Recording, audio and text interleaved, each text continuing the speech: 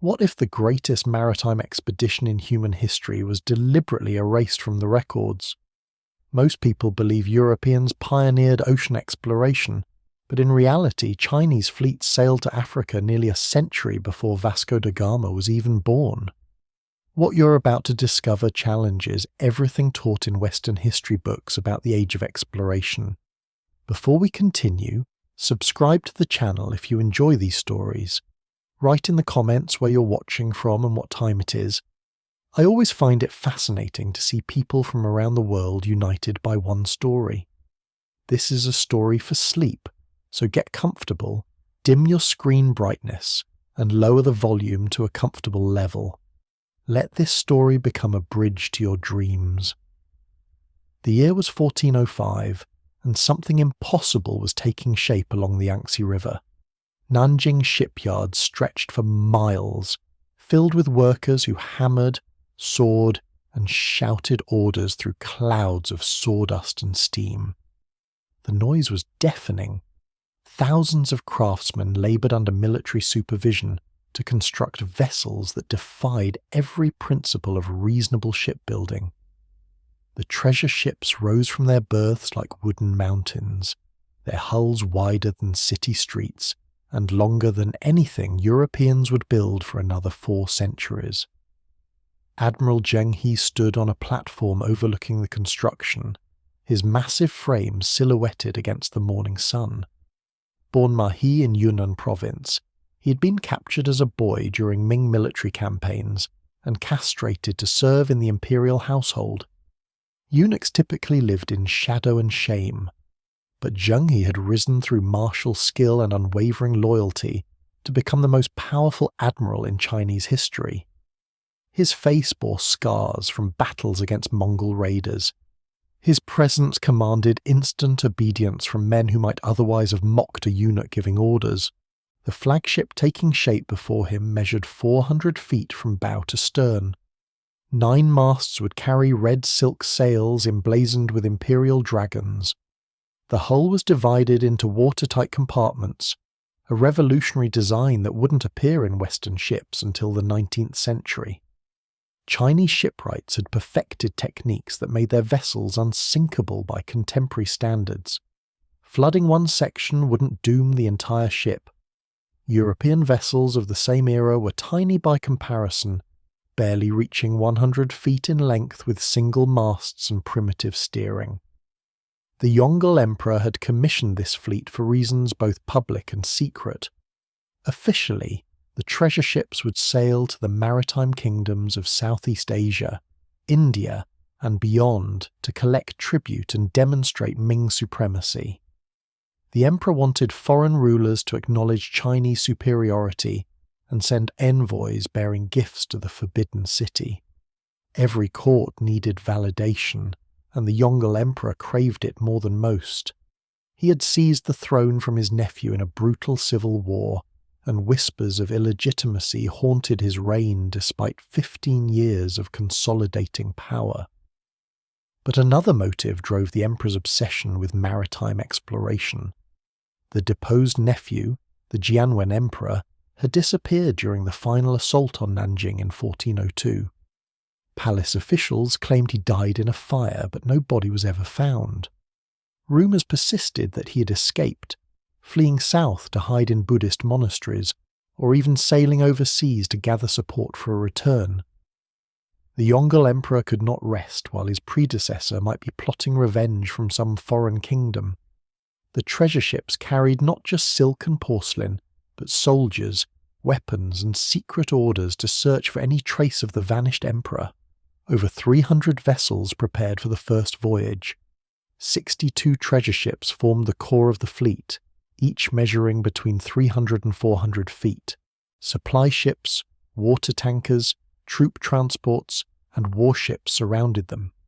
27,000 men would sail, sailors, soldiers, merchants, interpreters, astronomers, and physicians. It was a floating city larger than most European capitals, organized with military precision and supplied for years at sea. Court officials watched the preparations with growing alarm. Confucian scholars particularly despised the entire enterprise. They believed the empire's resources should focus on agriculture, infrastructure, and defense of the northern borders where Mongol raiders still threatened. The voyages would cost a fortune that could feed provinces or build defensive walls. Grand Secretary Xia Yuanji had openly criticized the maritime expeditions in court, arguing that treasure ships were extravagant wastes while farmers starved. The emperor had him imprisoned for insolence. The ideological divide ran deep. Confucian philosophy valued stability, hierarchy, and inward cultivation over foreign adventures. The sea represented chaos and danger, home to pirates and barbarians. Real civilization meant farming, scholarship, and proper social order. Maritime trade attracted merchants, a class Confucian scholars considered barely above thieves and bandits. The fact that a eunuch commanded this massive fleet only deepened their contempt. Eunuchs were necessary servants in the imperial household but should never wield real power. Yet here was Zheng He, given authority over tens of thousands of men and resources that could ransom kingdoms. Zheng He ignored the whispers and focused on logistics that would have overwhelmed lesser commanders. The fleet needed tons of rice, salted fish, vegetables preserved in ceramic jars, barrels of fresh water supplemented by rainwater collection, medicines, tools, weapons, trade goods, and gifts for foreign rulers. Horses and cattle travelled on some ships to provide fresh meat. The admiral ordered the construction of special gardens on certain vessels where sailors could grow vegetables during the voyage, preventing scurvy through fresh produce, another innovation centuries ahead of European navies. The ships themselves incorporated technologies that seemed almost magical to foreign observers. Compasses guided navigation with unprecedented accuracy. Stern-mounted rudders allowed precise steering even in heavy seas. The Chinese had invented the compass centuries earlier and refined maritime navigation into a sophisticated science. Star charts and coastal maps guided captains through treacherous waters. The treasure ships could sail closer to the wind than square-rigged European vessels, giving them tactical advantages in both trade and combat. Weapons filled the lower decks. Bronze cannons cast in imperial foundries could fire projectiles that shattered wooden fortifications. Thousands of crossbows provided devastating volleys against enemy ships or hostile forces on shore. Fire lances, early firearms using gunpowder to propel flames and shrapnel, gave Chinese marines overwhelming advantages in close combat. Zheng He had fought in enough battles to know that diplomacy worked best when backed by undeniable force. Foreign rulers would see these weapons and understand that resistance meant annihilation. The trade goods represented another kind of power. Bolts of silk in colours foreign dyes couldn't match filled countless containers. Porcelain vases, bowls, and plates demonstrated artistic and technical superiority no other civilization could replicate. Lacquerware, jade carvings, and bronze mirrors showed craftsmanship that would astound foreign courts. These weren't bribes, but demonstrations of Chinese cultural supremacy. Barbarian kings would see what real civilization produced and recognize their own inferiority. On a cold morning in 1405, the fleet prepared to depart from Liujiagang near Nanjing. Crowds gathered along the riverbanks to witness history. Buddhist monks blessed the ships while Taoist priests performed rituals to calm the sea gods. The Yongle Emperor himself travelled from Beijing to see the fleet off, a rare honour that emphasised the voyage's importance. Zheng He kowtowed before his sovereign, receiving final instructions and a banner embroidered with imperial seals. The admiral climbed aboard his flagship, its deck so vast that horses could gallop across it. Sailors scrambled up rigging while officers shouted commands. The anchor crews strained at capstans, hauling up iron anchors weighing thousands of pounds. Drummers established rowing rhythms for ships without wind. Gradually, impossibly, the massive fleet began to move. The treasure ships caught the river current, their red sails unfurling like the wings of mythical birds. Smaller vessels darted around them, guiding the giants downstream toward the Yangtze's mouth and the open ocean beyond. The journey had begun, and nothing like it had ever been attempted in human history. European kingdoms had no idea that on the other side of the world, a power far greater than any they imagined was setting out to map oceans and dominate trade routes that would remain unknown to Western sailors for nearly a century. But as the fleet disappeared downriver, court officials who remained behind began plotting. The treasure voyages were too expensive, too ambitious, too contrary to proper Confucian values. These expeditions had to be stopped, the records destroyed, and China's maritime adventure ended before it bankrupted the empire or elevated merchants and eunuchs above their proper station. The seeds of the voyage's eventual destruction were planted even as the ships caught their first ocean winds. Zheng He stood at the bow as land fell away behind them. He commanded the most powerful naval force ever assembled, carrying orders to extend Chinese influence across the known world. He would succeed beyond anyone's expectations, reaching civilizations Europeans didn't yet know existed, and establishing Chinese presence in Africa, decades before Portuguese caravels would limp around the Cape of Good Hope. But he couldn't know that future emperors would try to erase everything he accomplished, that his magnificent fleet would be deliberately forgotten, or that history books would credit others with discoveries he made first. The sea stretched endlessly ahead, full of opportunities and dangers that would reshape the world. The fleet crossed the South China Sea within weeks, but Zheng He wasn't entering unknown waters. Chinese merchants had sailed these routes for centuries, trading in small junks that hugged coastlines and waited for favourable monsoons. What made this voyage different was scale and purpose. The treasure ships didn't come to trade as equals, but to dominate through overwhelming force disguised as diplomatic courtesy.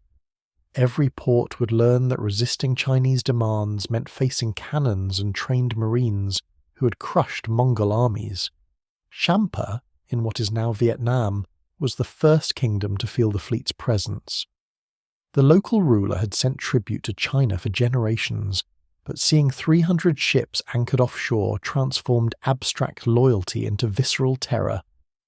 Zheng He's officers went ashore with gifts, silk, porcelain, and bronze mirrors, but also with translators who made the situation clear. The Champa king would provide supplies, guides familiar with waters further south, and confirmation that no Chinese fugitives had sought refuge in his territories. Refusal wasn't discussed because the alternative was obvious. Thousands of soldiers could land within hours and reduce the coastal capital to ashes. The fleet moved on, following coastlines that Arab and Indian sailors had mapped generations before Chinese ships grew large enough to challenge their dominance. These weren't empty seas waiting for explorers, but highways of commerce connecting civilizations across thousands of miles. Merchants from a dozen kingdoms transported spices, textiles, precious stones, and slaves between ports that had traded for centuries before Europe emerged from its medieval isolation.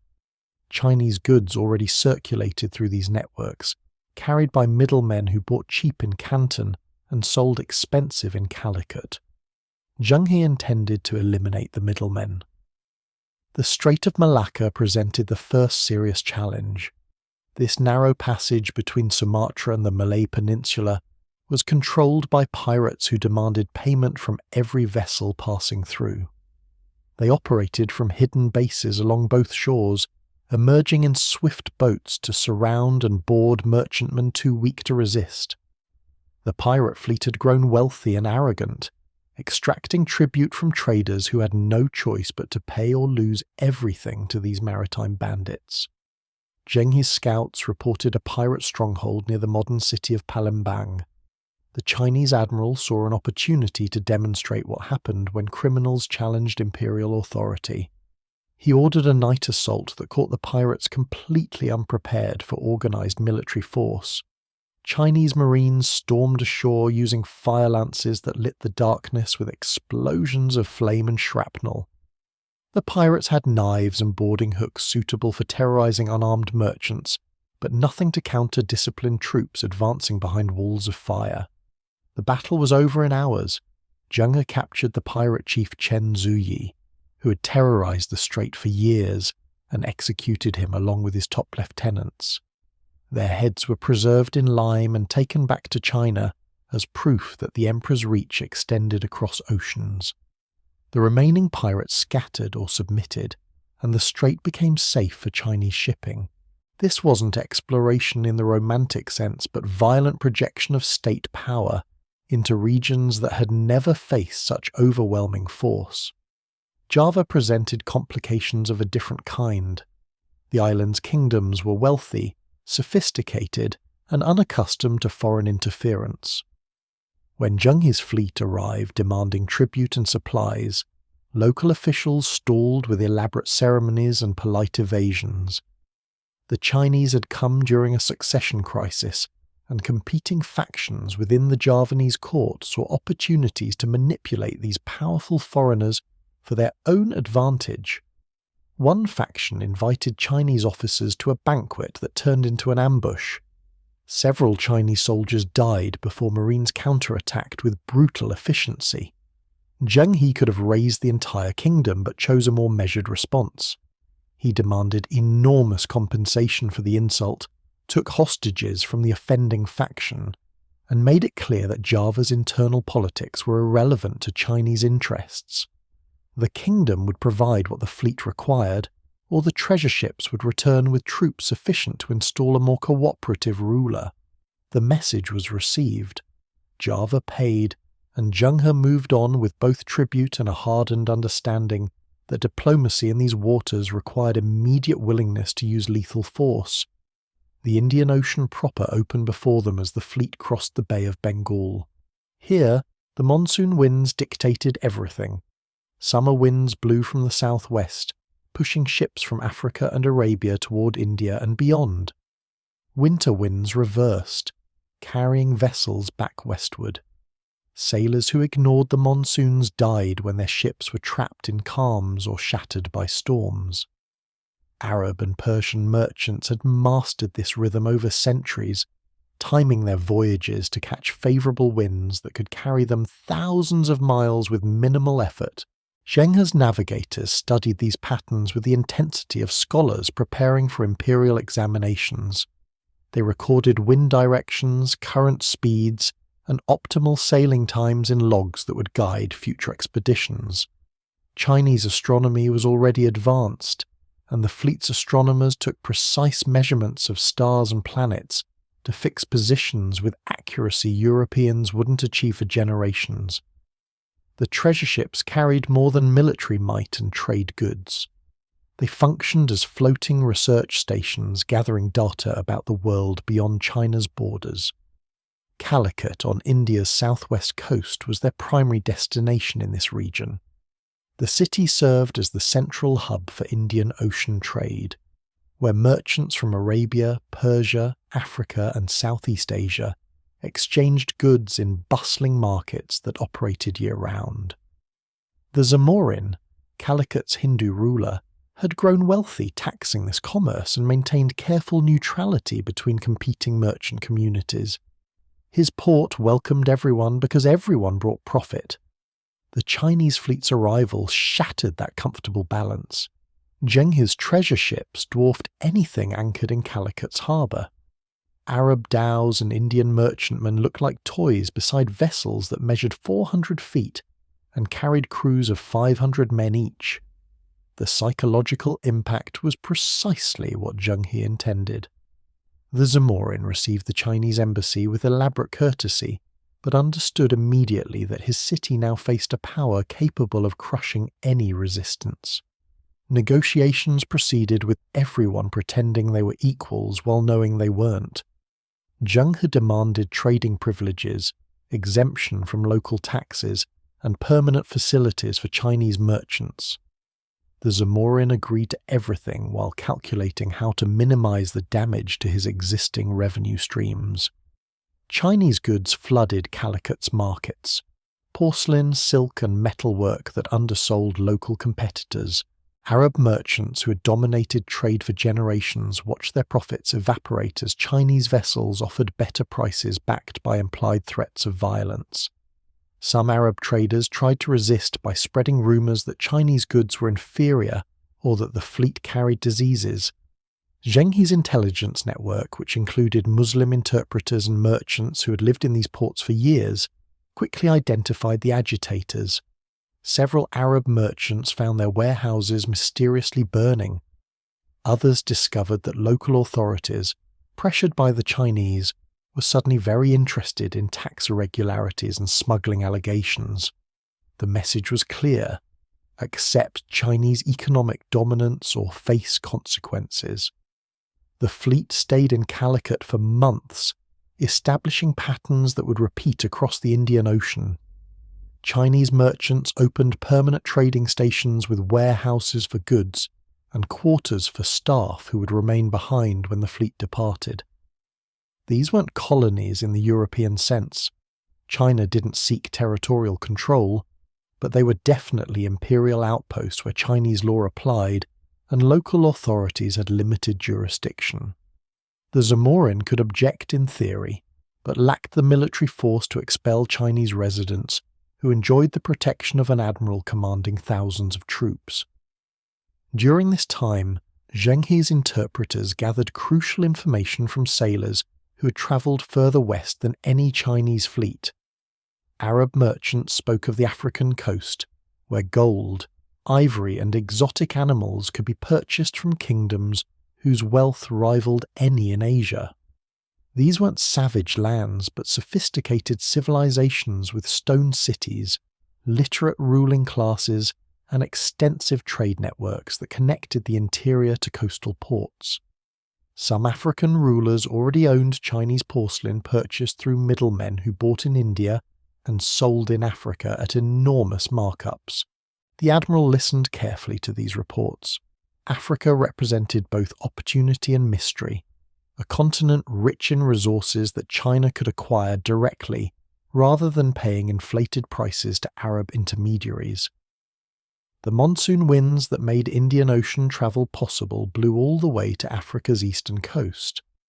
A fleet departing India at the right time could reach African ports within weeks and return months later on reversed winds. The logistics were challenging but feasible, especially for treasure ships designed for long-distance voyaging. Persian sailors shared maps and sailing directions accumulated over centuries of African trade. These documents showed coastlines, harbours, reefs, and currents with remarkable accuracy. Zheng He's cartographers copied everything, cross-referencing multiple sources to create composite charts more reliable than any single merchant's knowledge.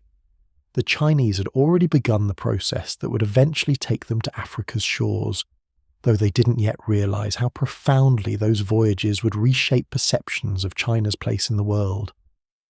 But trouble was brewing beyond the fleet's immediate awareness. In Ceylon, an island south of India that controlled strategic trade routes, the local king watched Chinese expansion with growing alarm. His kingdom had grown wealthy taxing ships passing between India and Southeast Asia. Chinese demands for tribute and trading privileges threatened that revenue, while the fleet's military power made resistance seem suicidal. The king was preparing a trap, believing that even the mighty treasure ships could be defeated through treachery and surprise. Zheng He received intelligence about potential trouble in Ceylon but considered it manageable. The fleet would visit the island during the return voyage to China, collect tribute, and continue the pattern established elsewhere. Overwhelming force producing diplomatic submission. The admiral had no reason to expect serious resistance from a relatively small kingdom that had always maintained friendly relations with Chinese merchants. He was about to discover that not every ruler would bow peacefully to Chinese power, and that even the largest fleet in history could face dangers that military might alone couldn't prevent. The Ceylon trap sprang during what should have been a routine diplomatic visit. King Veera Alakesvara had prepared for months, positioning troops in the forested hills surrounding the harbour where Zheng He anchored his fleet. The Chinese delegation went ashore with the usual guards and translators, expecting ceremonies and tribute negotiations. Instead, they walked into a carefully planned ambush designed to capture the admiral and hold him for ransom that would bankrupt the Ming treasury. Ceylonese soldiers attacked from multiple directions, using the terrain to neutralize Chinese numerical advantages. They had studied previous encounters and knew that Chinese forces relied on disciplined formations and superior weapons. The ambush targeted officers first, trying to create chaos that would let them seize Zheng He before his marines could respond effectively. For several hours the outcome remained uncertain as Chinese troops fought their way through dense vegetation against enemies who knew every path and hiding place. But the Ceylonese king had made a fatal miscalculation. He assumed capturing the admiral would paralyze the Chinese fleet and force negotiations from a position of strength. Instead, Chinese officers on the treasure ships recognized the trap and landed thousands of additional marines who surrounded the king's capital, while the ambush was still unfolding. Zheng He personally led a counterattack that broke through Ceylonese lines, then pivoted to join the larger force now besieging the royal palace. Within 24 hours the situation had completely reversed. The Chinese captured King Veera Alakesvara, his family and his senior officials. Zheng He ordered them loaded onto ships in chains and transported to China as prisoners who would answer personally to the Yongle Emperor for their treachery. This was unprecedented. Chinese forces had punished foreign rulers before, but never kidnapped a king and hauled him halfway across the world to face imperial judgment. The message resonated throughout the Indian Ocean. Resistance didn't just mean defeat, but complete destruction of existing political orders. The king spent months in a Chinese prison before the emperor decided his fate. He was eventually released and allowed to return home, but only after prostrating himself before the Dragon Throne and accepting permanent Chinese oversight of Ceylon's foreign relations. His kingdom would pay annual tribute, maintain Chinese trading stations, and never again threaten imperial interests. The humiliation was calculated to demonstrate that challenging China meant losing everything, including dignity and sovereignty. This ruthless display of power set the pattern for subsequent voyages. By 1417, during the fleet's fifth expedition, Zheng He had established Chinese dominance across the Indian Ocean through a combination of trade, diplomacy, and strategic violence. The treasure ships no longer needed to prove their capabilities. Their reputation preceded them. When the fleet appeared offshore, rulers competed to demonstrate loyalty rather than risk becoming the next cautionary example. The decision to push westward toward Africa came from both strategic calculation and imperial curiosity. Chinese merchants already purchased African goods through Arab intermediaries, paying inflated prices for ivory, ambergris, exotic animals, and the gold that flowed from interior kingdoms to coastal ports. Eliminating middlemen would enrich the imperial treasury while demonstrating that no region was beyond Chinese reach. Additionally, the Yongle Emperor remained obsessed with locating his vanished nephew, and Africa represented one of the few areas not yet thoroughly searched. The fleet departed Calicut in early 1418, timing their voyage to catch monsoon winds that would carry them southwest toward the African coast. The journey took weeks across open ocean, where land disappeared beyond every horizon. Chinese sailors had never ventured so far from familiar waters, and despite their advanced ships and navigation tools, anxiety rippled through crews who understood they were entering truly unknown territory. Arab merchants had shared maps and sailing directions, but second-hand knowledge was very different from direct experience. The first landfall came near Mogadishu in modern Somalia. The city rose from the coastal plain with multi-story stone buildings that shocked Chinese officers who expected primitive villages. Mogadishu was ancient, wealthy, and cosmopolitan, a major trading hub where merchants from Arabia, Persia, India, and the African interior exchanged goods in markets that operated with sophisticated commercial laws and banking systems. The Sultan controlled trade routes extending hundreds of miles into the continent, taxing caravans that brought gold, slaves, and ivory from kingdoms the Chinese had never heard of. Zheng He approached Mogadishu with more caution than he had shown in Ceylon or Java. African kingdoms were complete unknowns. The fleet's intelligence network had no reliable information about military capabilities, political structures, or cultural expectations. The Chinese anchored offshore and sent a small delegation to request an audience with the Sultan, emphasizing their peaceful intentions and the valuable trade goods they carried. This was diplomacy backed by visible force. The treasure ships dominated the harbour, but Chinese officers made no immediate threats.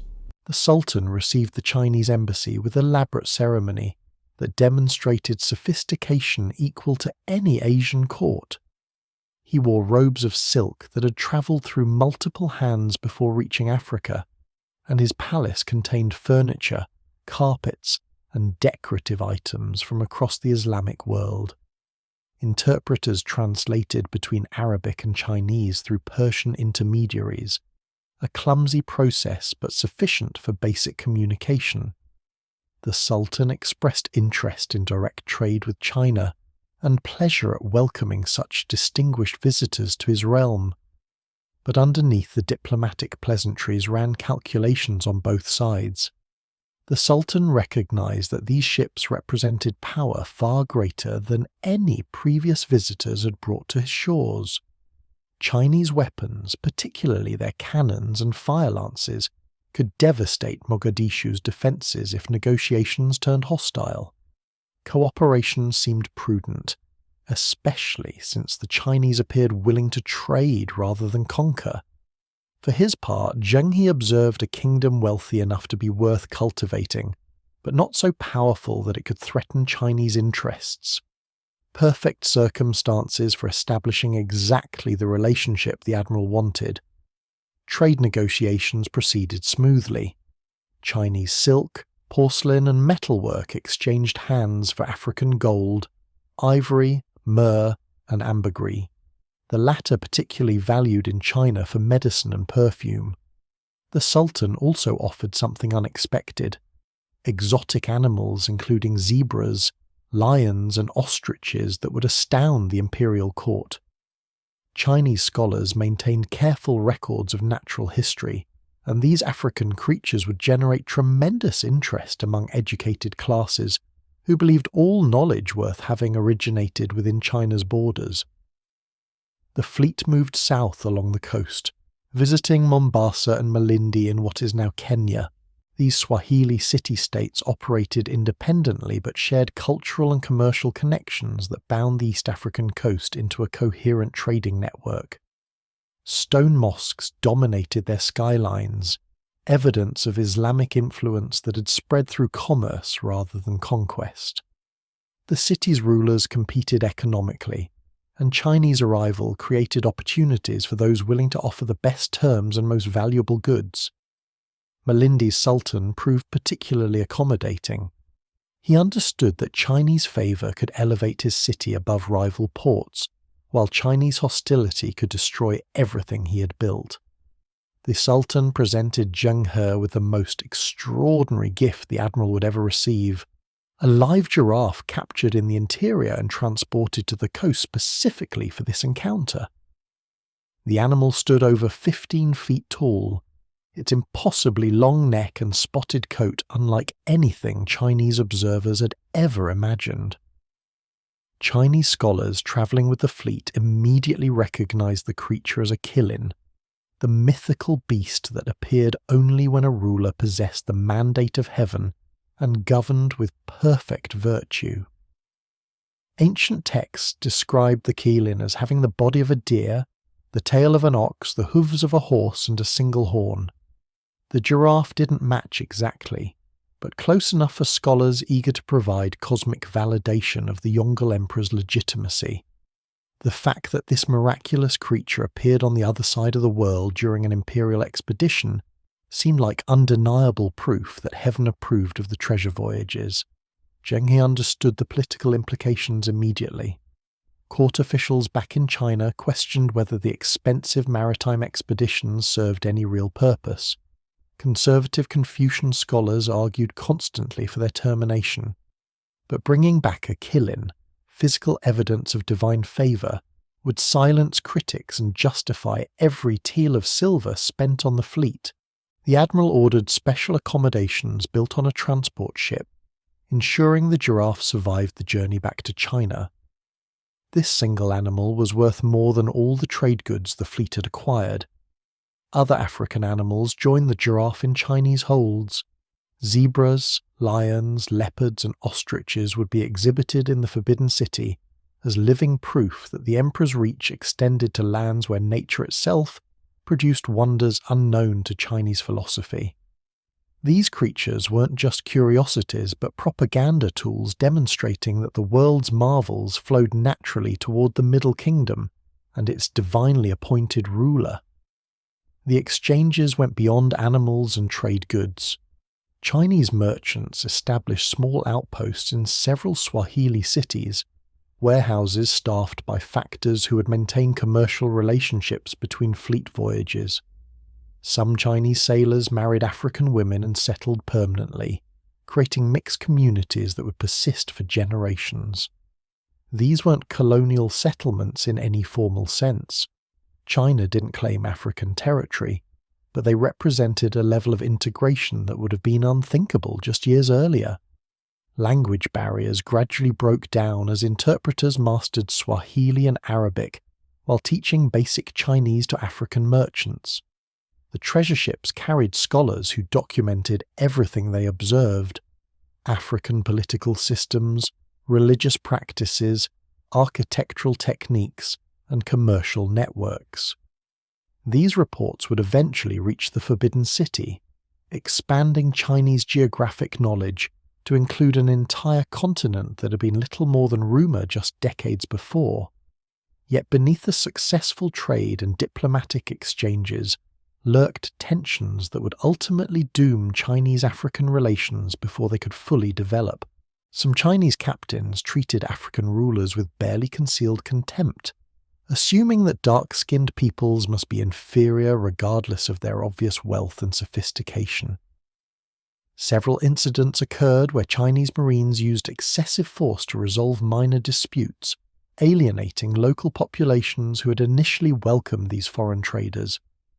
Zheng He tried to maintain discipline, but controlling thousands of men across dozens of ports was nearly impossible, even for an admiral of his capabilities. African rulers also began questioning what Chinese presence would mean long-term. Arab merchants had traded with the Swahili coast for centuries while respecting local autonomy. The Chinese seemed different, more demanding, less patient, backed by military force that made genuine negotiation difficult. Several sultans privately discussed whether allowing Chinese outposts was wise, or whether these powerful foreigners would eventually try to control African ports the way they dominated Southeast Asian waters.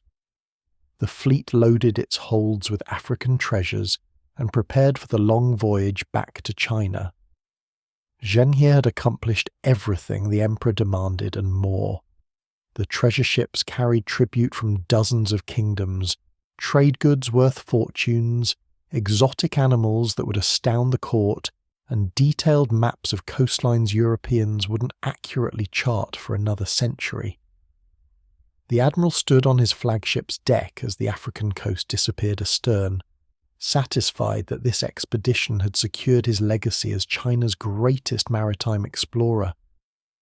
He couldn't know that court politics in Beijing were shifting against everything he represented, or that future emperors would view his achievements as expensive mistakes rather than triumphs worth celebrating.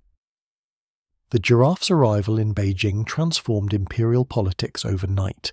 The creature survived the months-long voyage despite conditions that killed several other African animals, and when handlers led it through the Forbidden City's gates in 1414, the entire court gathered to witness what they believed was a divine manifestation.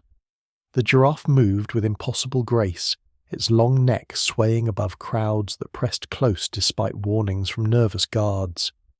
Court painters immediately began sketching, desperate to capture this cosmic endorsement of the Yongle Emperor's reign before the animal died or disappeared. The emperor ordered celebrations that lasted weeks. Poets composed verses comparing the killin's appearance to ancient texts, describing mythical beasts that heralded golden ages of virtuous rule. Confucian scholars who had privately questioned the treasure voyage's value suddenly discovered enthusiasm for maritime exploration that brought such miraculous proof of heaven's favour. The giraffe was paraded through Beijing streets so common people could witness the miracle, generating popular support for an emperor who still faced whispers about his violent seizure of power 15 years earlier. Zheng He leveraged this success ruthlessly. He presented detailed reports to the emperor describing African kingdoms wealthy beyond imagination, trade routes that could enrich the treasury, and opportunities to extend Chinese influence across an entire continent. The admiral emphasized that Arab and Persian merchants had exploited these African riches for centuries, while China received only what middlemen chose to sell at inflated prices. Direct contact eliminated parasitic intermediaries and demonstrated Ming superiority over any competing power. The Yongle Emperor approved funding for additional voyages without the usual bureaucratic resistance. How could officials object when the admiral brought back living proof that heaven itself endorsed these expeditions? The giraffe became the ultimate political weapon, silencing critics more effectively than any logical argument about trade benefits or strategic advantages. Court artists created paintings showing the creature alongside poems praising the emperor's wisdom, images that circulated throughout the empire as propaganda, justifying massive expenditures on maritime expansion. But the very success that secured Zheng He's position also planted seeds of future destruction. The treasure voyages were hemorrhaging silver at rates that alarmed even officials willing to acknowledge their diplomatic value. Each expedition cost the equivalent of the annual tax revenue from multiple provinces. The fleet required constant maintenance, with ships needing replacement after just a few voyages due to damage from tropical storms and shipworms that devoured wooden hulls. Thousands of sailors and soldiers drew salaries whether actively voyaging or waiting in port. The economic burden was staggering. Confucian scholars began mounting sophisticated arguments against continuing the maritime expeditions despite the giraffe's temporary propaganda victory. They pointed out that China's real threats came from Mongol raiders along northern borders, who regularly pillaged villages and disrupted trade caravans. Defensive fortifications and military garrisons protecting agricultural heartlands deserved funding more than voyages to acquire exotic animals and tribute from barbarian kingdoms. The scholars argued that true Chinese civilization meant focusing inward on agriculture, education, and moral development, rather than wasting resources on foreign adventures that benefited only merchants and eunuchs. The ideological divide ran deeper than simple cost-benefit calculations. Confucian philosophy fundamentally distrusted commerce and viewed merchants as parasites who produced nothing of value while extracting wealth through manipulation. Maritime trade elevated this despised class and enriched coastal provinces at the expense of interior agricultural regions. Worse, the treasure voyages empowered eunuchs like Zheng He, who should never wield such authority. Confucian scholars believed society worked properly only when everyone occupied their appropriate station. Scholars advised, warriors protected, farmers produced, and merchants scraped by on society's margins. The maritime expeditions inverted this natural order. Grand Secretary Yang Rong emerged as the most effective voice opposing further voyages. Unlike earlier critics who had been imprisoned or dismissed, Yang understood that attacking Zheng He directly would fail. Instead, he questioned whether China should continue patterns established by the Yongle Emperor or develop new priorities more appropriate for long-term stability. He argued that the giraffe was indeed miraculous, but that heaven's favour didn't require bankrupting the treasury through endless expeditions. China could maintain its celestial mandate through virtuous domestic governance rather than expensive foreign adventures. These arguments gained traction as the Yongle Emperor aged and his thoughts turned toward legacy and succession. The emperor had accomplished extraordinary things, relocating the capital to Beijing, sponsoring the compilation of massive encyclopedias, and extending Chinese power across Asia. But the treasure voyages' costs kept mounting while their concrete benefits seemed increasingly abstract. Foreign kingdoms sent tribute and acknowledged Chinese superiority, but converting that diplomatic success into actual wealth proved difficult when expeditions cost far more than they generated in immediate returns. Meanwhile, in Africa, Chinese presence was creating unexpected complications that would take years to fully manifest. The small trading outposts Zheng He established in Swahili cities began operating semi-independently, as communication with China occurred only when the fleet visited every few years. Chinese merchants married local women, adopted African customs, and sometimes prioritized personal profit over imperial interests. These communities weren't disloyal, but they existed in a grey zone between Chinese authority and African reality, creating situations that neither Beijing bureaucrats nor African rulers knew how to manage. Arab merchants who had dominated Indian Ocean trade for centuries watched Chinese expansion with growing alarm. They couldn't match the treasure ships militarily, but they could undermine Chinese commercial success through networks built over generations. Arab traders spread rumors that Chinese goods were inferior, that Chinese merchants practiced deceptive business tactics, and that allowing Chinese outposts meant surrendering control to foreign powers who would eventually demand complete submission. Some of these claims were true, many were exaggerated, but all contributed to increasing African skepticism about long-term Chinese intentions. Several Swahili rulers who had initially welcomed Chinese trade began reconsidering their enthusiasm. The Sultan of Mombasa privately complained to Arab trading partners that Chinese merchants demanded privileges no other foreigners received and threatened violence when African officials enforced local laws. Chinese factors operating permanent outposts acted as though African territory was somehow under Beijing's jurisdiction, creating friction that threatened to escalate into violence if not carefully managed. Zheng He remained largely unaware of these developing problems because he spent most of his time either at sea or managing court politics in Beijing.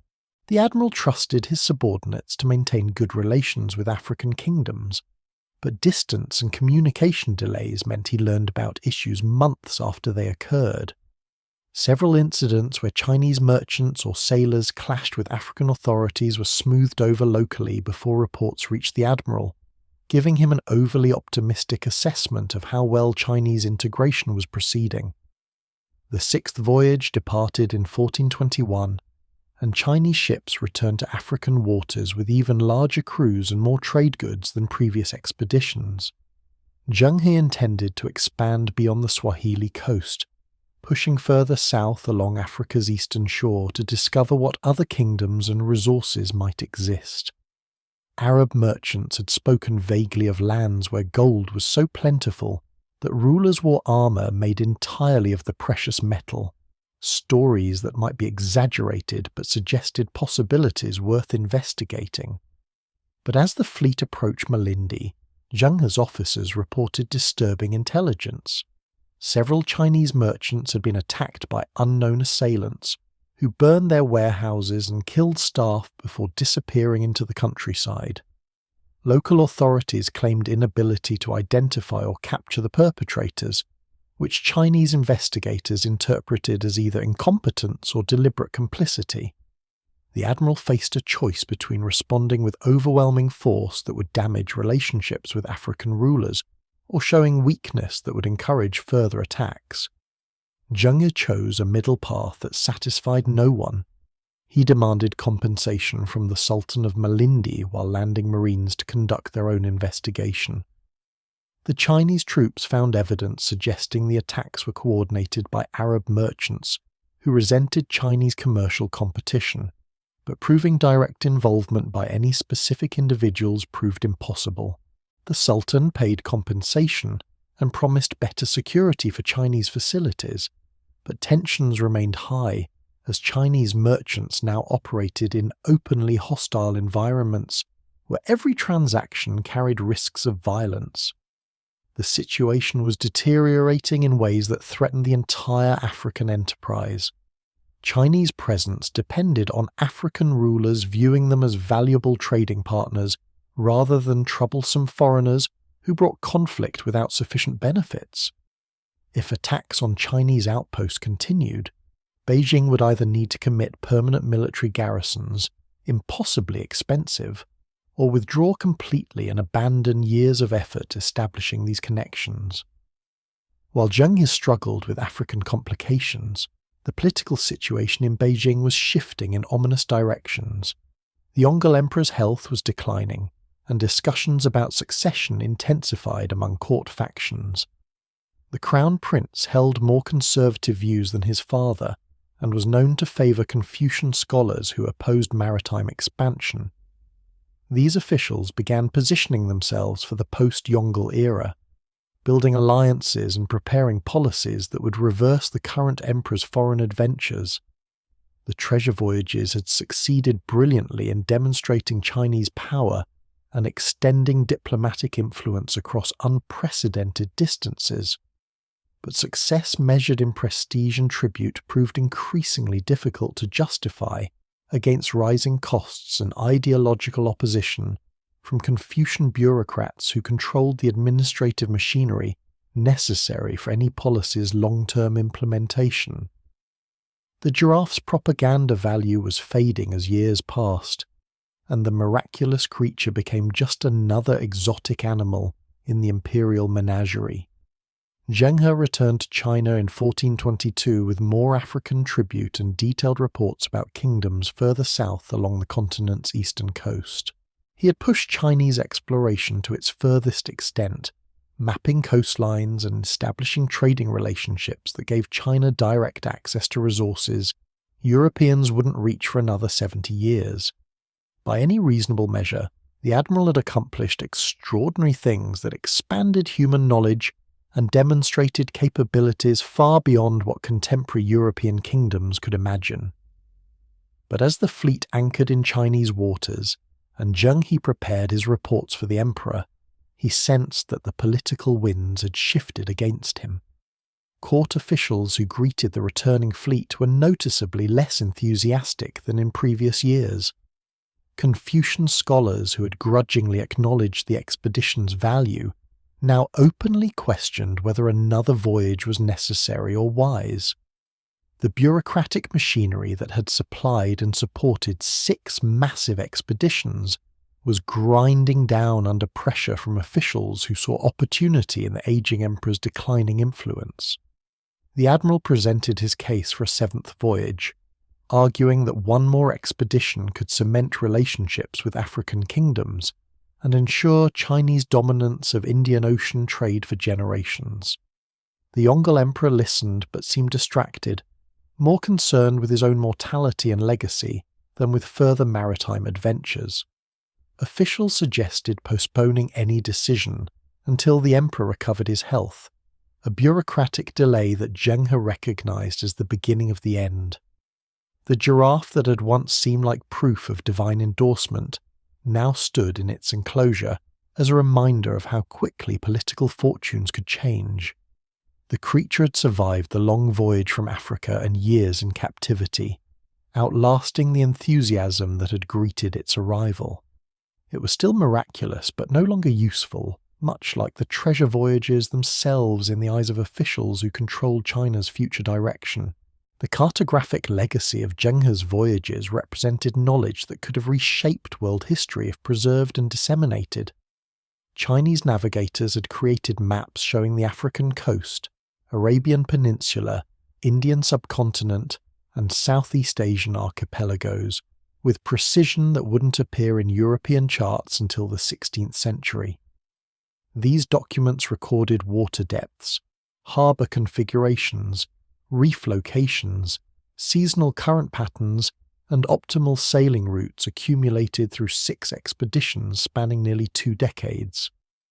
The maps were practical tools rather than artistic representations, designed to guide future fleets through waters where a single navigation error could sink a treasure ship worth more than most kingdoms' annual revenues. The cartographers worked with instruments and techniques that demonstrated China's technological superiority over every contemporary civilization. Magnetic compasses provided consistent directional references even during storms when stars disappeared behind clouds. Astronomical observations fixed latitude positions using calculations refined over centuries of Chinese mathematical development. Depth soundings created 3-dimensional understanding of seafloors that revealed channels through dangerous shallows. The resulting charts were masterpieces of practical geography that compressed millions of miles of sailing experience into visual formats any trained navigator could interpret. But these maps contained information far more valuable than simple navigation data.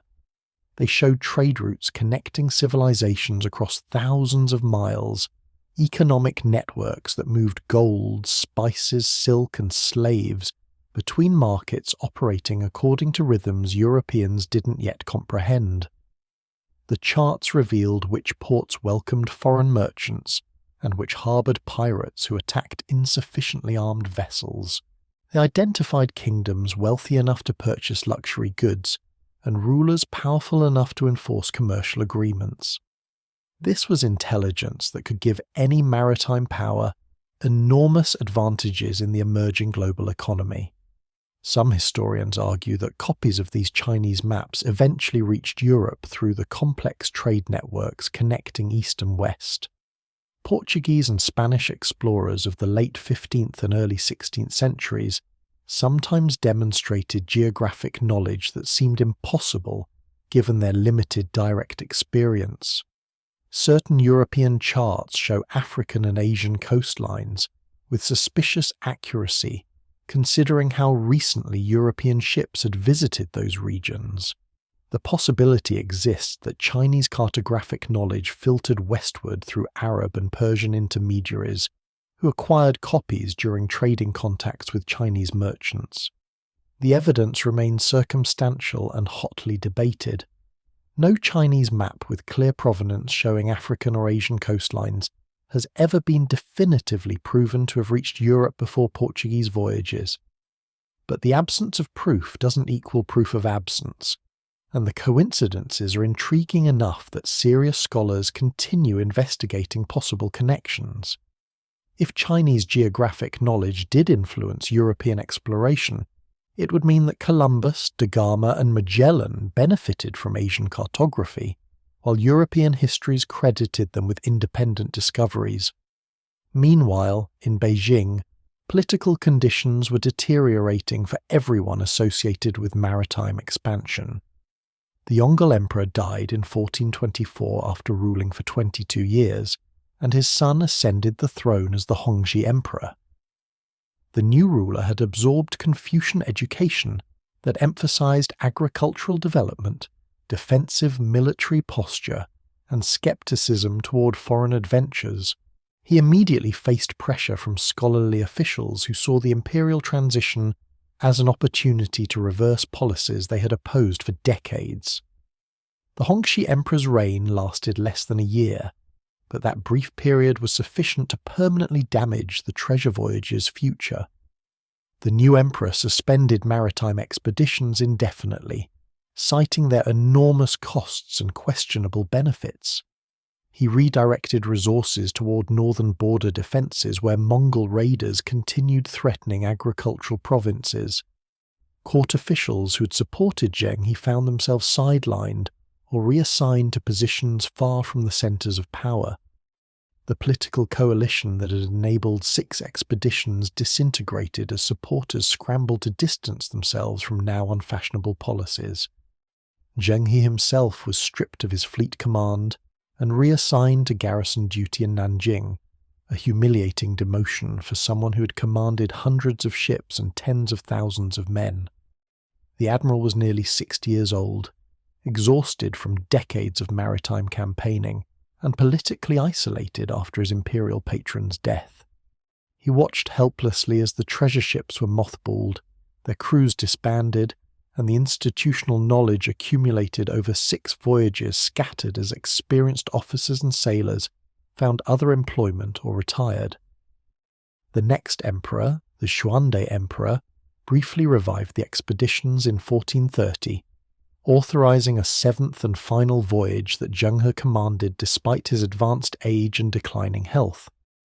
This expedition reached familiar ports in Southeast Asia, India and Africa, but it operated under constraints that made clear the maritime era was ending. The fleet was smaller than previous expeditions, carried fewer trade goods, and faced constant pressure to minimize costs. Officials in Beijing made clear this would be the last voyage regardless of what it accomplished.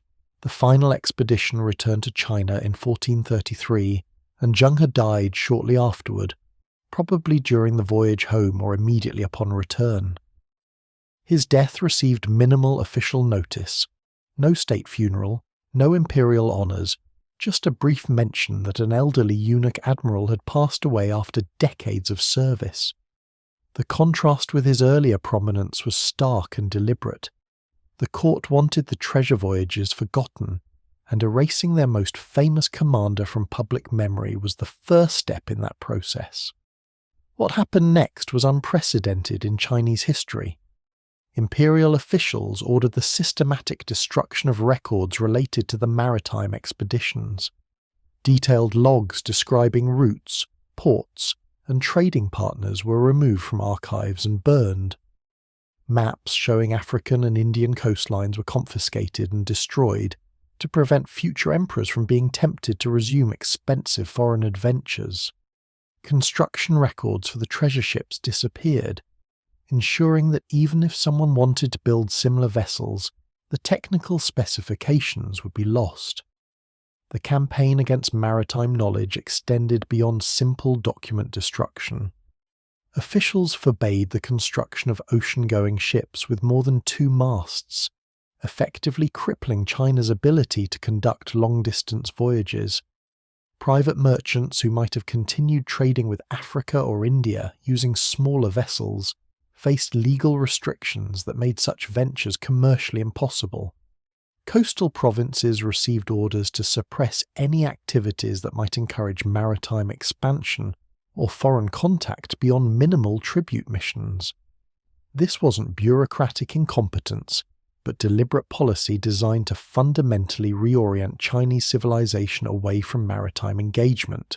Confucian scholars who had always distrusted foreign commerce and naval power seized the opportunity to permanently end what they viewed as a corrupting influence on proper Chinese values.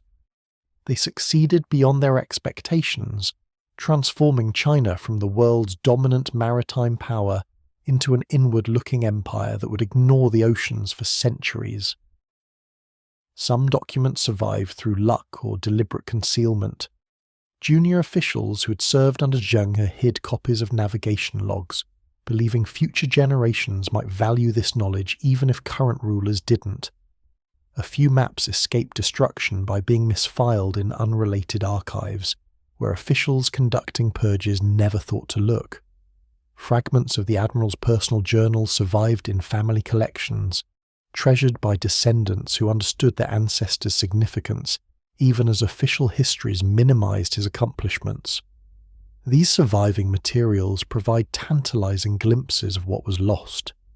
They describe African kingdoms in detail, record conversations with foreign rulers, and explain trading practices that connected civilizations across vast distances.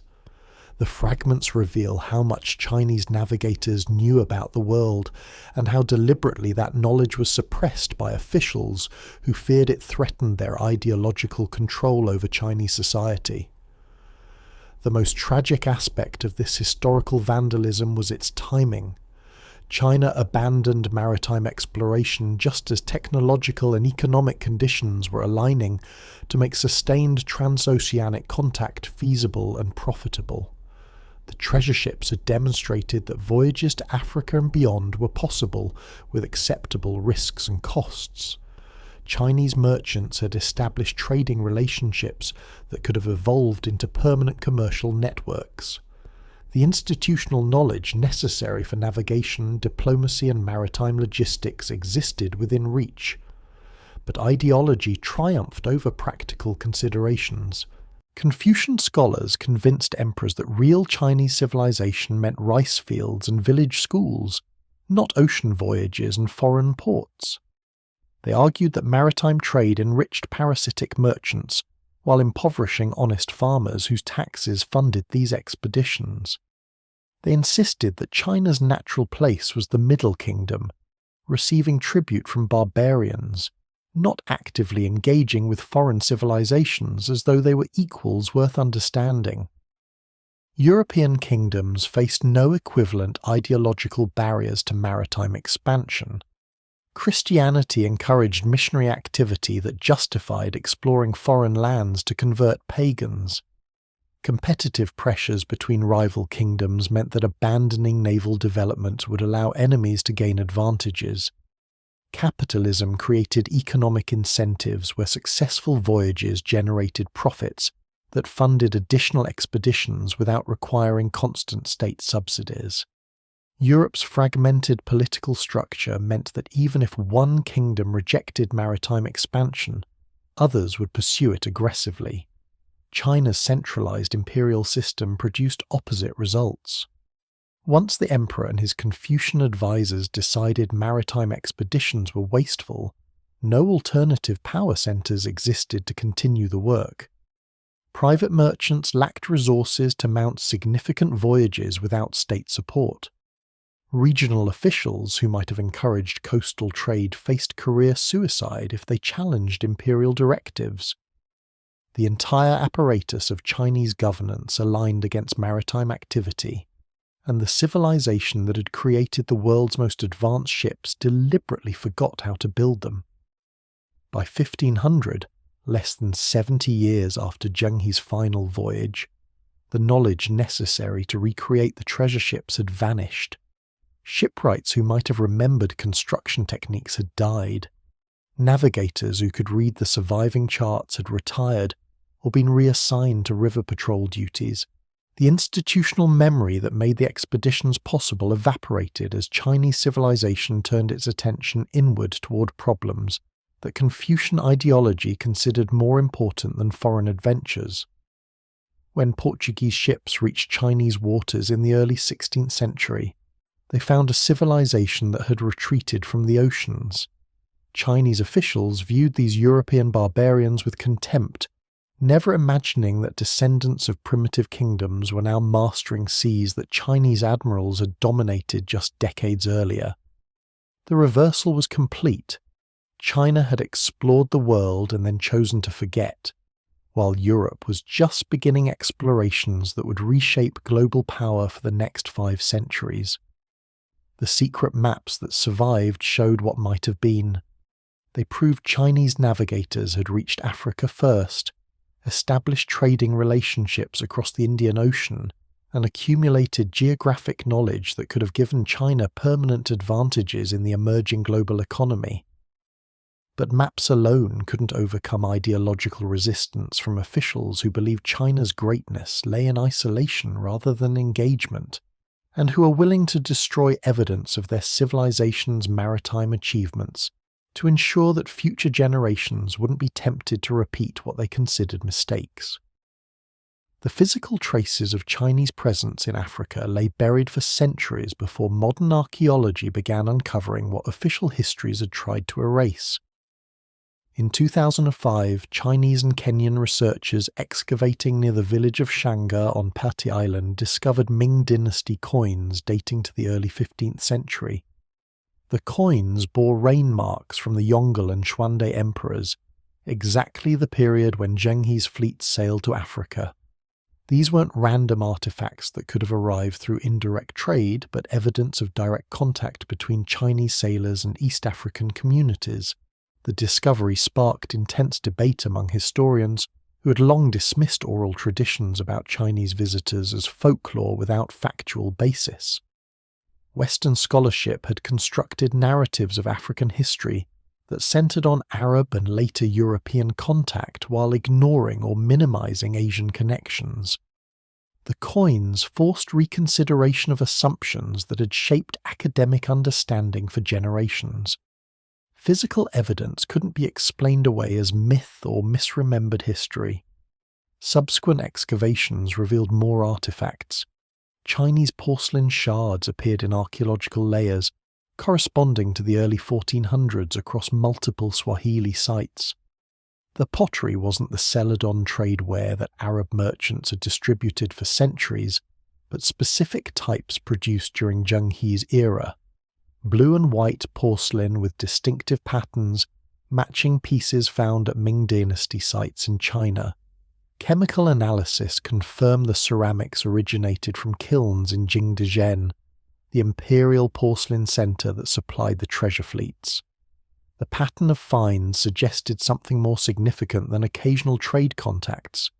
Chinese artifacts concentrated in specific locations along the Swahili coast, Malindi, Mombasa, Mogadishu, exactly the ports that fragmentary Chinese records mentioned as expedition destinations. The distribution wasn't random, but clustered in ways consistent with deliberate establishment of trading outposts. Archaeological evidence was corroborating historical accounts that scholars had previously treated skeptically. DNA studies added controversial new dimensions to the story. Genetic research in several East African coastal communities revealed Y chromosome markers associated with East Asian populations. The frequencies were low but statistically significant, suggesting that Chinese men had fathered children with African women during the early 15th century. Critics questioned the methodology and sample sizes, arguing that these genetic markers could have arrived through more recent contacts. Supporters pointed out that the markers appeared specifically in communities with strong oral traditions about Chinese visitors, making coincidental explanations less plausible. The most dramatic claims came from residents of Lamu archipelago villages who maintained their ancestors were Chinese sailors shipwrecked centuries ago. Families preserved stories passed down through generations about foreigners who arrived by sea, married local women, and integrated into Swahili society while retaining some distinctive customs. Some villages had physical features, lighter skin tones, straighter hair, epicanthic eye folds, that seemed to support these oral histories, though distinguishing genetic inheritance from environmental variation proved methodologically challenging. In 2002, Chinese geneticist Jin Li investigated these claims, collecting DNA samples from families claiming Chinese ancestry. His preliminary results suggested possible East Asian genetic contributions, though the research faced criticism for small sample sizes and potential contamination.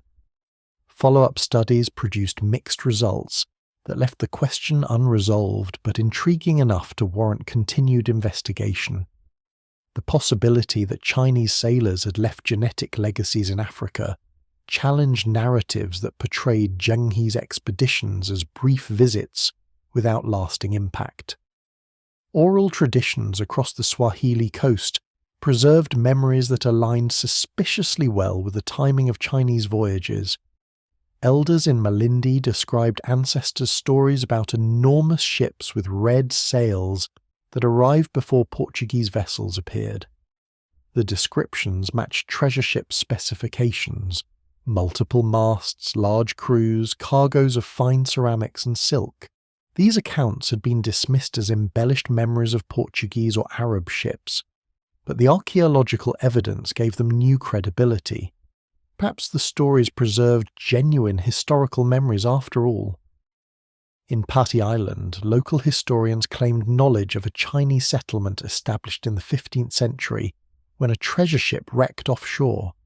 According to these accounts, survivors married into the community and their descendants still lived in the area.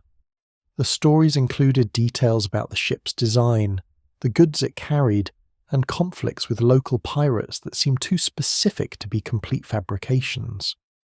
Western scholars had ignored these narratives for decades, but Chinese researchers now treated them as potentially valuable historical sources deserving serious investigation. The problem was verification. Oral traditions preserved over 5 centuries inevitably accumulated distortions, embellishments, and contamination from other sources. Distinguishing authentic 15th century memories from later additions or influences from Portuguese-era contacts proved nearly impossible. Skeptics argued that coastal communities might have retrofitted older stories to claim connections with newly famous Chinese expeditions, creating false histories that coincidentally aligned with archaeological evidence. Yet the archaeological record kept expanding in ways that supported the oral traditions. In 2010, researchers announced discovery of what might be a Chinese shipwreck off Kenya's coast, in waters matching descriptions from local stories. The wreck hadn't been fully excavated or dated, but preliminary surveys identified ceramic fragments and ship timbers that could potentially match early Ming Dynasty origins. The announcement generated enormous publicity, but also controversy, when some experts questioned whether the evidence actually supported Chinese rather than Arab or Indian origins. The political dimensions of these discoveries complicated scholarly objectivity. China's government eagerly promoted any evidence supporting claims that Chinese explorers reached Africa before Europeans, seeing it as validation of historical greatness and justification for contemporary engagement with African nations. African governments sometimes encouraged these narratives as counterweights to centuries of European colonial historiography that had minimized African agency and non-European contacts. Western scholars worried about nationalist agendas distorting historical inquiry, while Chinese researchers accused Western academics of bias toward Eurocentric narratives. Inside China itself, scattered documents that survived the Ming Dynasty purges gradually surfaced from archives and private collections. A navigation manual dating to the 1430s appeared in a Beijing library's holdings, misfiled under agricultural records where it had escaped notice during document destructions. The manual contained sailing directions for routes to East Africa, including specific landmarks, depth soundings, and seasonal wind patterns. It was fragmentary and damaged, but genuine. Physical proof that Chinese navigators possessed detailed knowledge of African waters. Another discovery came from descendants of one of Zheng He's officers, who had preserved their ancestors' journal entries. The family had hidden the manuscript for generations, fearing official retribution for possessing forbidden records. Only in the late 20th century, when political conditions changed, did they allow scholars access. The journal described African ports in vivid detail: architecture, commercial practices, political structures, providing eyewitness accounts that corroborated other sources while adding new information. These Chinese documents revealed systematic suppression of the expedition's history that went far beyond simple neglect. Ming officials had actively worked to eliminate evidence of the voyages, confiscating personal records from participants and forbidding discussion of the expeditions. The campaign succeeded so thoroughly that even within China, knowledge of Zheng He's achievements largely disappeared until the 20th century, when Republican and Communist governments seeking usable past heroics rehabilitated the Admiral as a symbol of Chinese maritime capability. The evidence accumulated slowly and imperfectly, but the overall pattern became increasingly difficult to dismiss. Chinese fleets had reached East Africa in the early 15th century, established temporary outposts, traded extensively with Swahili kingdoms, and left both material and possibly genetic traces that survived into the modern era. These weren't European-style colonial settlements, with permanent administration and large-scale population transfers, but they represented sustained contact that predated European arrival by decades. What remained frustratingly unclear was the contact's extent and significance. Had Chinese presence affected African political or economic development in ways that persisted after the expeditions ended? Did Chinese trade stimulate changes in Swahili commercial networks or introduce new technologies? Were the outposts substantial enough to be considered proto-colonies, or were they merely temporary warehouses that disappeared once Chinese ships stopped visiting? The fragmentary evidence permitted multiple interpretations. Some historians argued the expeditions represented China's lost opportunity to establish a maritime empire that could have rivaled or prevented European colonialism. Others maintained the contacts were too brief and shallow to have generated lasting impacts regardless of whether they continued. Still, others suggested that Chinese cultural values made sustained colonial expansion impossible, even if political conditions had supported continued voyages. African perspectives on these questions remained underrepresented in scholarly debates dominated by Chinese and Western researchers. Swahili historians pointed out that their ancestors had been sophisticated traders, managing complex networks long before either Chinese or Europeans arrived. Chinese ships brought impressive technology and valuable goods, but they entered existing commercial systems rather than creating new ones. The Swahili coast wasn't a blank slate waiting for foreign discovery, but a dynamic region where Chinese presence was just one element in centuries of cross-cultural interaction. The genetic evidence, while intriguing, provoked uncomfortable questions about power dynamics and consent. Had Chinese sailors' relationships with African women been consensual partnerships between equals, or had they involved coercion facilitated by military superiority? The sources provided no clear answers, and the question highlighted how little was actually known about everyday interactions between Chinese crews and African communities during the brief period of sustained contact. Modern politics inevitably shaped how different groups interpreted the historical evidence.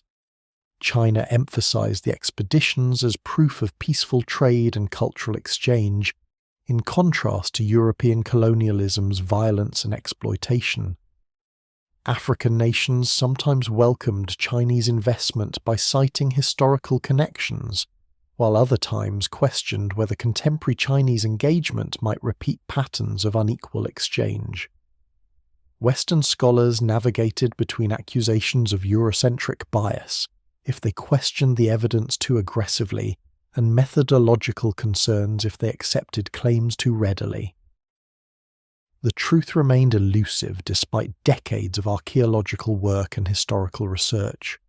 Chinese fleets definitely reached Africa before Europeans. The evidence was conclusive on that point, but everything else remained debatable. How extensive was the contact? What impacts did it have? Why did it end so abruptly? And what might have happened if it had continued?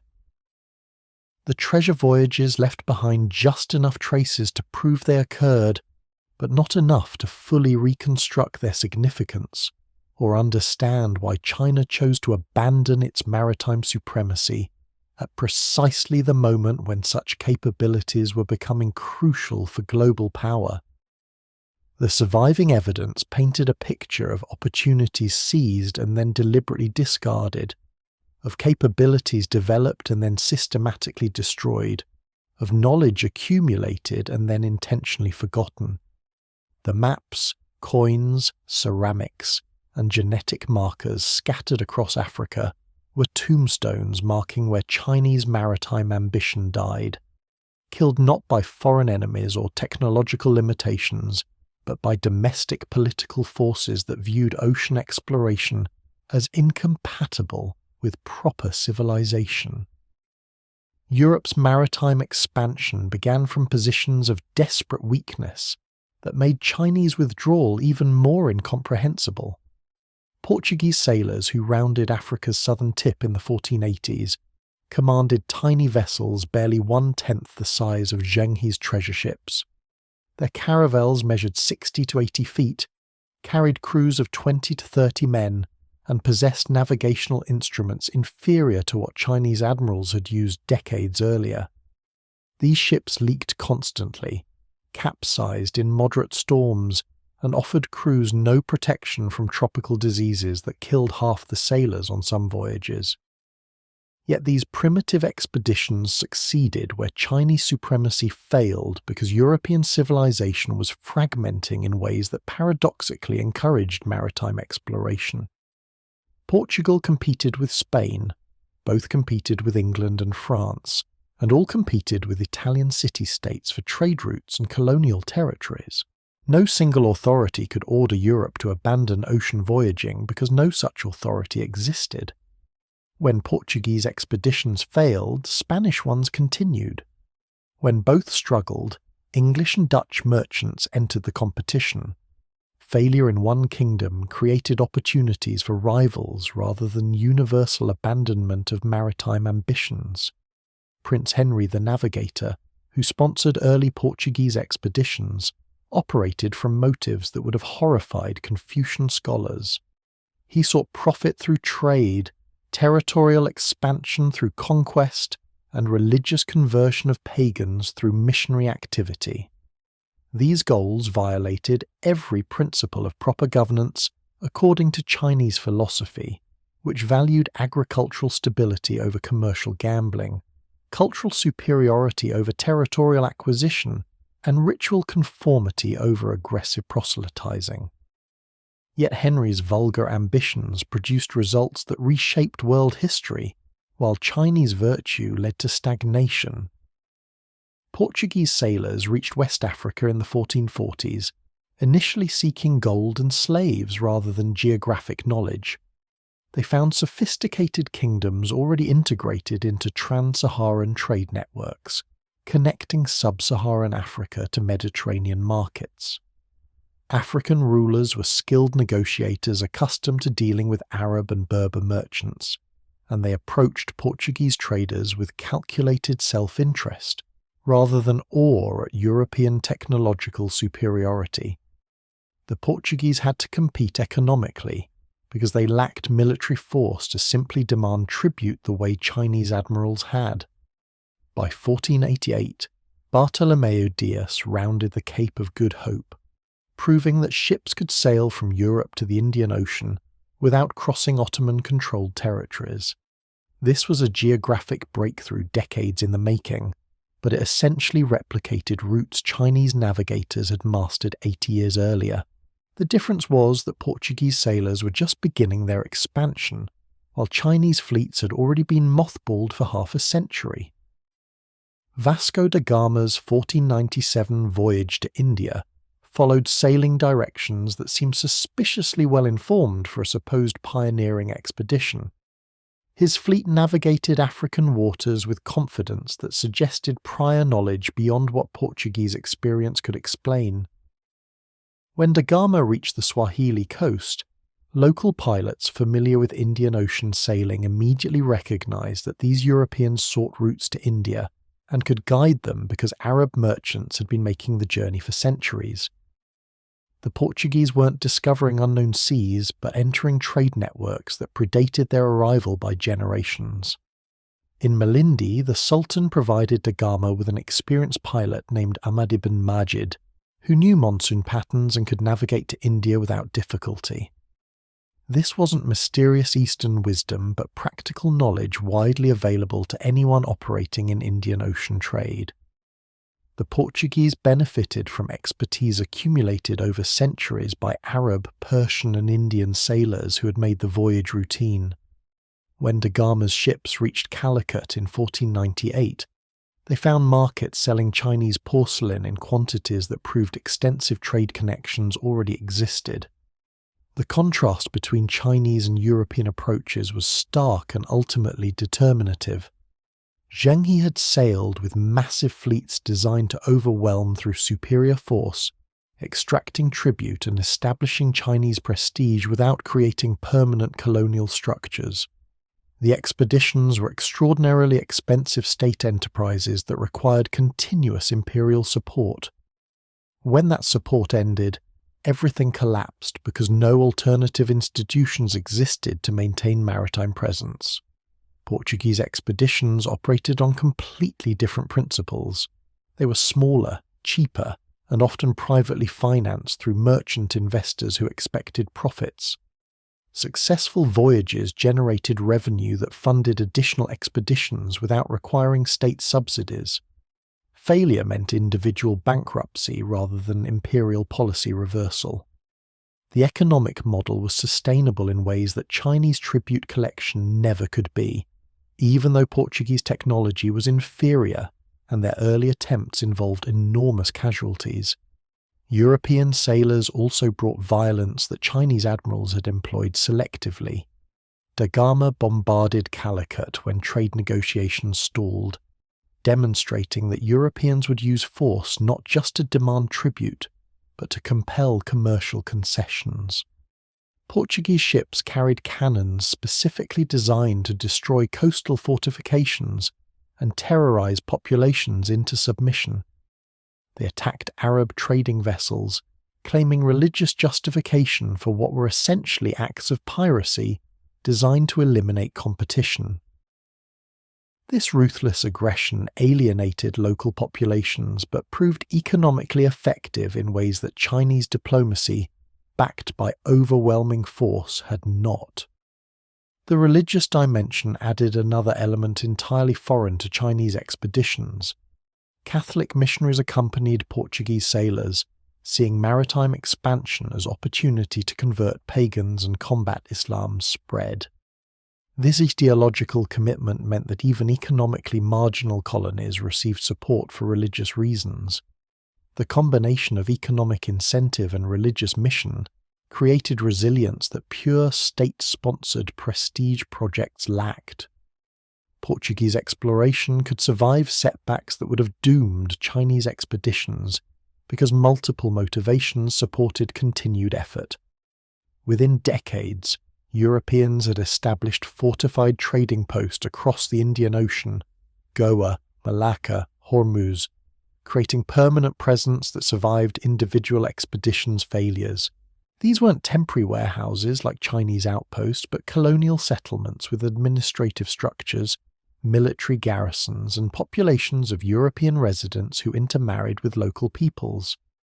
The model was sustainable because it generated local revenue through trade monopolies and taxation, rather than depending on supplies from distant capitals. Chinese merchants watched European expansion with growing alarm as Portuguese and later Dutch vessels dominated trade routes that Chinese ships had pioneered. By the 1550s, Portuguese traders were appearing in Chinese ports, seeking permission to establish the same kind of commercial bases they had created elsewhere. Chinese officials viewed these barbarians with contempt, never recognizing that Europeans now controlled seas Chinese admirals had once mastered. The irony was profound. Foreign sailors using inferior ships were claiming maritime supremacy over a civilization that had built vessels far more advanced just a century earlier. The Ming dynasty's decision to withdraw from ocean exploration had seemed prudent to Confucian officials who controlled policy. They had calculated that maritime expeditions cost more than they generated, that foreign trade corrupted Chinese values, and that defensive posture against northern threats was more important than offensive expansion across oceans. Every premise was reasonable within Confucian ideological frameworks that valued stability, agricultural productivity, and cultural preservation over commercial adventurism. But those calculations failed to anticipate that European kingdoms would pursue maritime expansion regardless of Chinese withdrawal, and that control of ocean trade routes would become the foundation of global power for the next 5 centuries. China's retreat created a vacuum that Europeans filled with stunning speed, establishing colonial empires that would eventually threaten China itself. The officials who ordered the treasure ships destroyed believed they were saving Chinese civilization. Instead, they guaranteed its eventual subordination to Western powers who mastered technologies China had abandoned.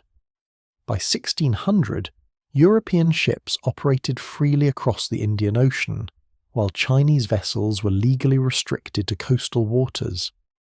The treasure ships that had once dominated these seas existed only in fragmentary records and oral traditions.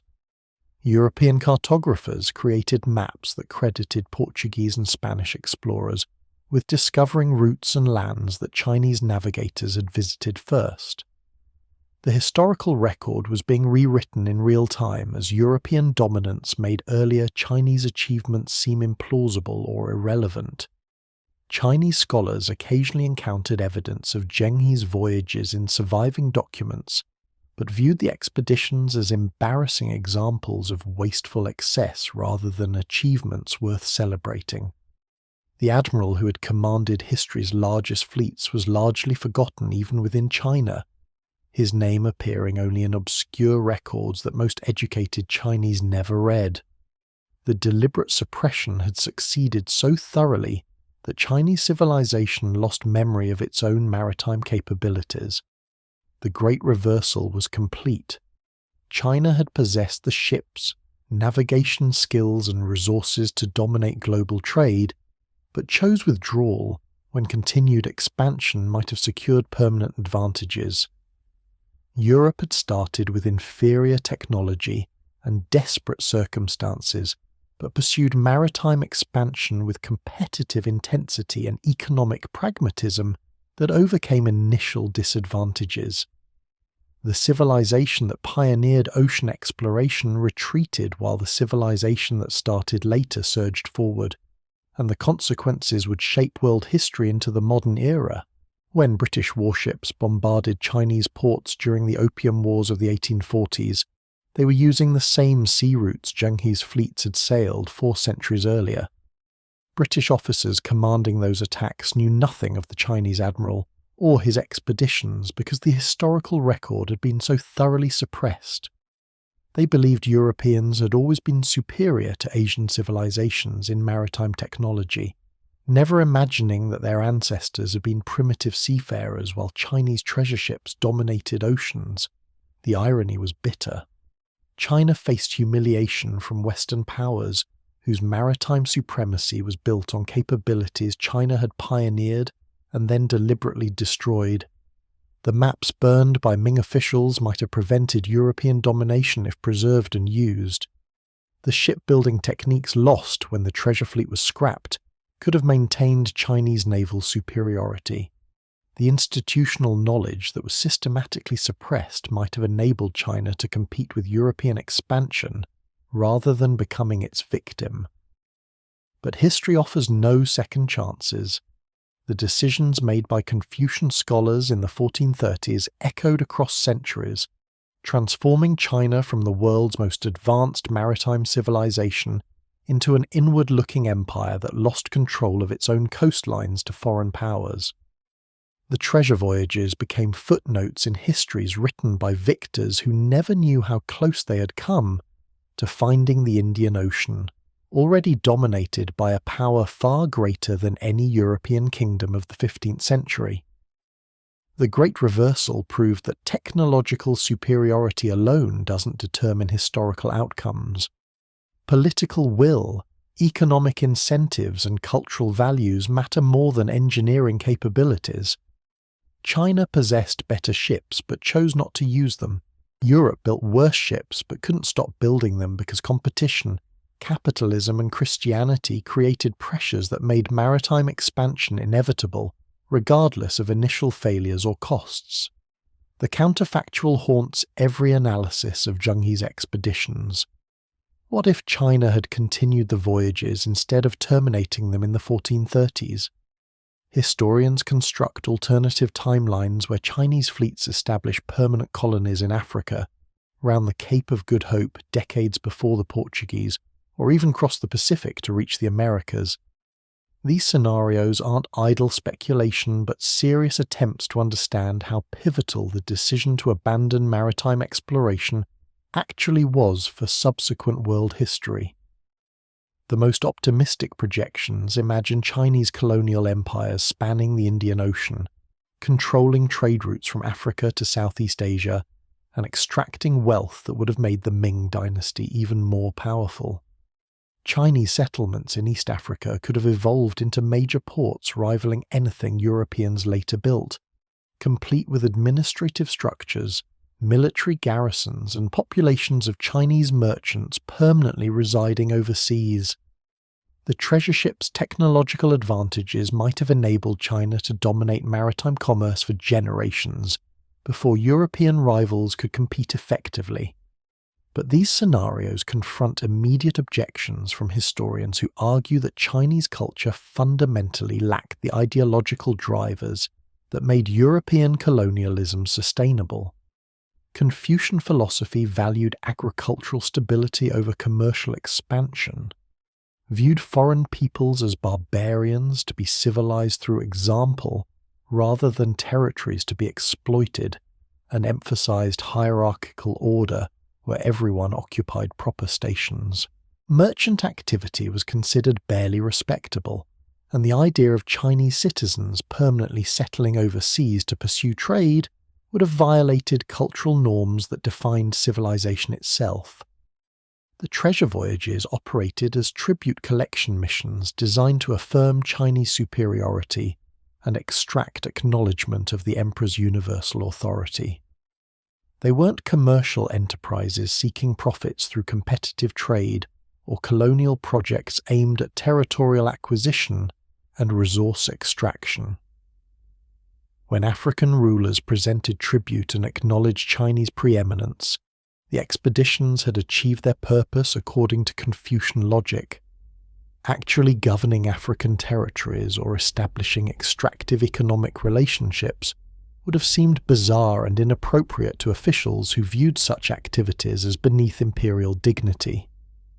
European colonialism emerged from very different cultural foundations. Capitalism created economic incentives where successful traders became wealthy and respected rather than socially marginal.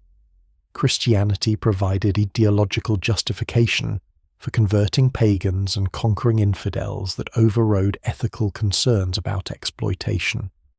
Political fragmentation meant that kingdoms competed constantly, making colonial possessions markers of prestige and sources of revenue that determined relative power.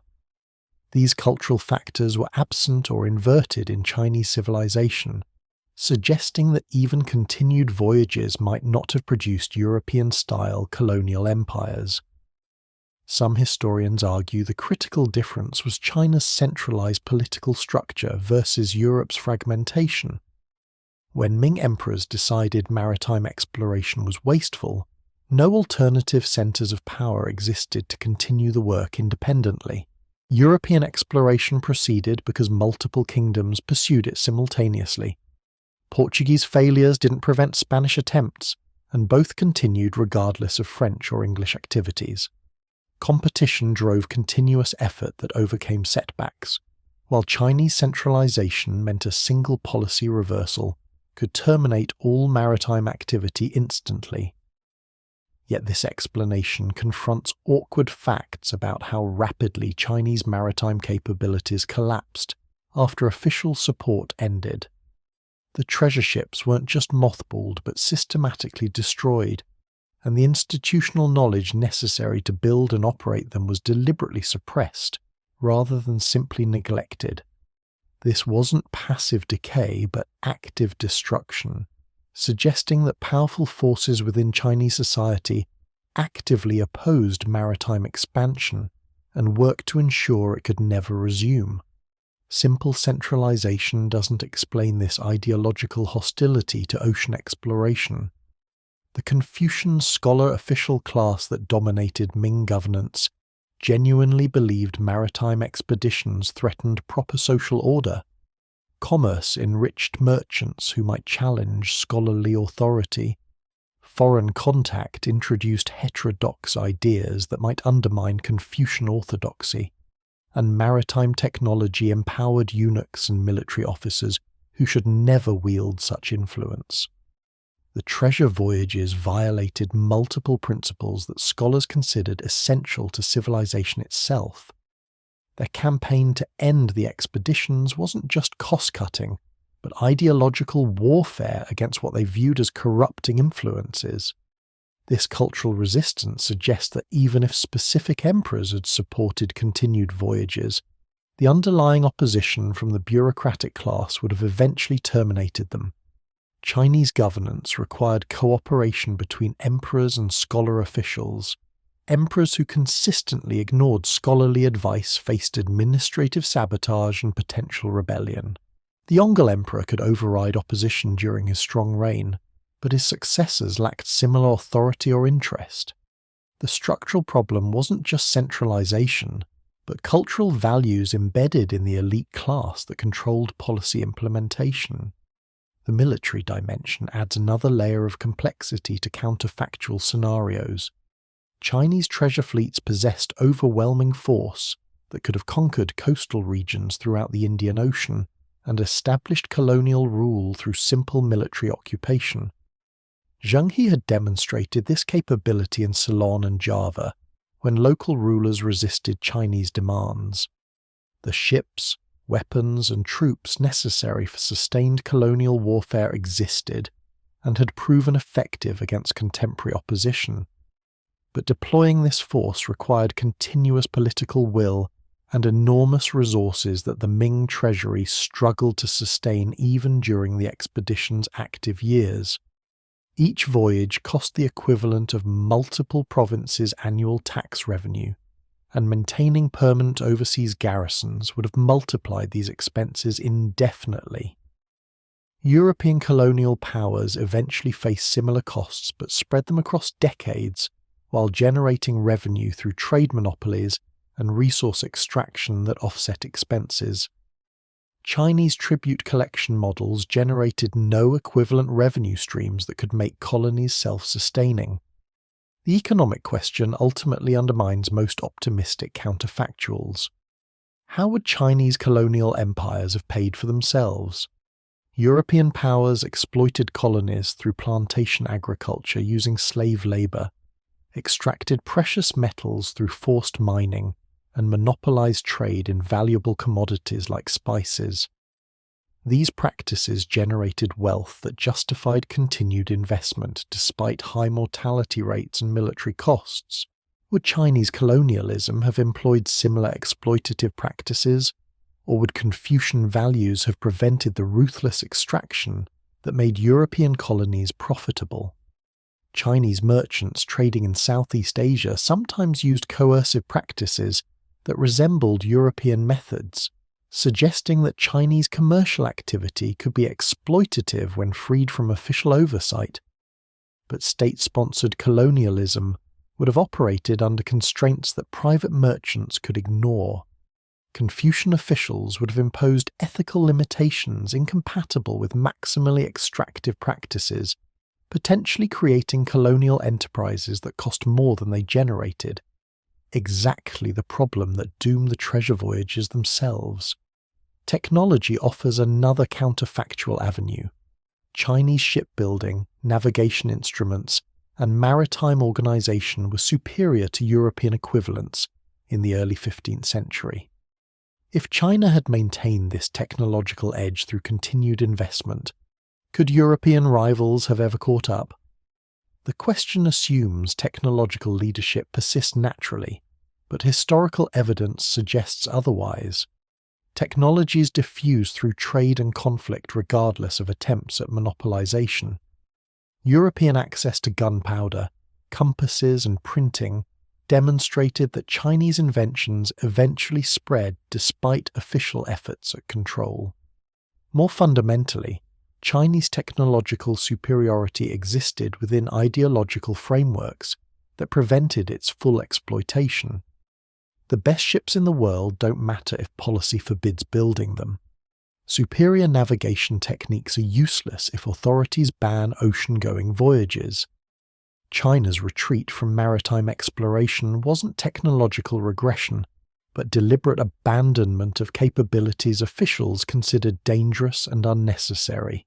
Preserving technology required maintaining cultural values that supported its use, and those values were precisely what Confucian scholars wanted to eliminate. The Americas present the most dramatic counterfactual scenario. Could Chinese fleets have crossed the Pacific and reached the Western Hemisphere before Columbus crossed the Atlantic? The distance from China to the Americas is actually shorter than from Europe to the Caribbean via prevailing routes. Chinese navigation skills and ship construction made such voyages feasible from purely technical perspectives. Some fringe historians claim Chinese sailors did reach the Americas, though mainstream scholarship finds the evidence unpersuasive and argues against sustained contact. But even if Chinese ships had reached the Americas, what would have resulted? European colonization of the Americas involved massive population transfers, agricultural transformation, and resource extraction on scales that reshaped global economics. Spanish conquistadors destroyed empires, enslaved populations, and extracted precious metals that financed European wars for generations. Would Chinese expeditions have produced similar outcomes, or would cultural differences have limited Chinese colonial ambitions to tribute collection and trade that left indigenous societies largely intact? The epidemiological dimensions complicate these scenarios further. European colonization of the Americas succeeded partly because Old World diseases devastated indigenous populations that lacked immunity, creating demographic catastrophes that facilitated conquest. Chinese contact would have introduced similar pathogens with equivalently devastating effects.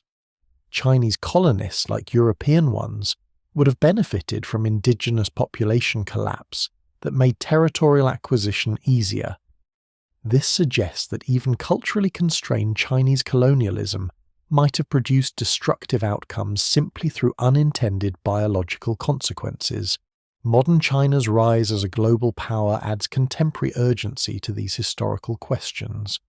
Chinese government officials and scholars frequently invoke Zheng He's expeditions as evidence of China's historical greatness and proof that Chinese civilization engaged with the world peacefully before European colonialism's violent disruptions. The admiral appears on currency, monuments celebrate his voyages, and diplomatic initiatives characterize themselves as resuming China's traditional role as a benevolent maritime power connecting civilizations through trade rather than conquest. Critics view this narrative as revisionist history that romanticizes expeditions that were actually coercive, expensive, and ultimately abandoned by Chinese civilization itself. Zheng He used military force routinely, kidnapped foreign rulers who resisted Chinese demands, and established trade relationships that benefited China at others' expense. The expedition's termination reflected domestic political realities rather than external opposition, suggesting they failed by China's own standards. Celebrating them as examples of peaceful engagement requires ignoring substantial evidence of violence and exploitation. The historical debate has become entangled with contemporary geopolitics in ways that complicate scholarly objectivity.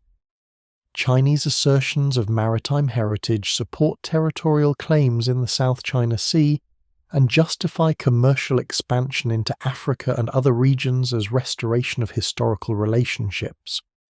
Western responses sometimes emphasize Chinese withdrawal and European dominance to support narratives where liberal democratic capitalism naturally prevails over alternatives. Both positions distort history to serve present interests rather than understanding the past on its own terms. What remains undeniable is that the 15th century represented a historical pivot point where different choices might have produced radically different outcomes. China possessed capabilities to dominate maritime trade but withdrew. Europe started from positions of weakness but persevered. The resulting divergence shaped the modern world's power structures, economic systems, and cultural exchanges. Zheng He's expeditions mark China's brief moment as the world's dominant maritime civilization, followed by centuries of retreat that allowed European powers to claim supremacy they might never have achieved if Chinese fleets had continued sailing. The treasure ships reached Africa first, explored the Indian Ocean most thoroughly, and demonstrated technological superiority over any contemporary rivals. But reaching first doesn't equal arriving permanently. The Portuguese came later with worse ships and higher casualties, but they stayed because cultural, economic, and political factors made sustained maritime expansion inevitable for European civilization, while making it unsustainable for China. The great irony is that Chinese withdrawal enabled European dominance that would eventually threaten China itself, creating modern situations where Chinese historians debate counterfactuals about roads not taken, while European accounts often omit Chinese maritime achievements entirely. The legacy lives in fragments, coins in African soil, porcelain shards in Swahili ruins, genetic markers in coastal populations, and suppressed records in Chinese archives. These traces prove Chinese sailors reached Africa before Europeans, but can't answer the profound historical questions about what might have been if China had chosen continuation over abandonment. The treasure voyages remain one of history's greatest what-ifs, a moment when the world's most advanced maritime civilization turned away from the oceans just as they were becoming crucial for global power, leaving other civilizations to chart courses that would define the modern era. Zheng He's ghost haunts discussions about China's role in today's world, invoked by those who celebrate and those who critique Chinese global engagement. The Admiral achieved extraordinary things that expanded human geographic knowledge and demonstrated Chinese capabilities. But he also served an empire that ultimately rejected everything he accomplished, that destroyed his ships and suppressed his achievements because they threatened ideological orthodoxies more important to Chinese elites than maritime supremacy. His story is simultaneously triumphant and tragic, a tale of incredible achievement deliberately forgotten, of opportunities seized and then discarded, of a civilization that reached toward global engagement but ultimately chose isolation, with consequences that echoed for centuries and continue resonating today.